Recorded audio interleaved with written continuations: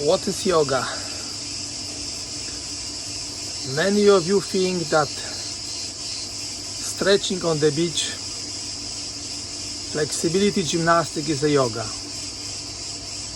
It is not. It is little aspect of Hatha yoga, but it is huge misunderstanding of what yoga is.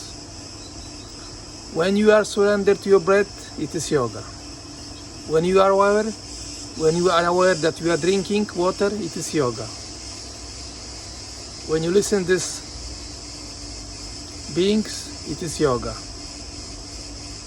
But when you think that sexuality aspect, stretching on the beach is yoga, you are wrong. This is not yoga. That's why word yoga was misunderstood. Om Namah Shivaya.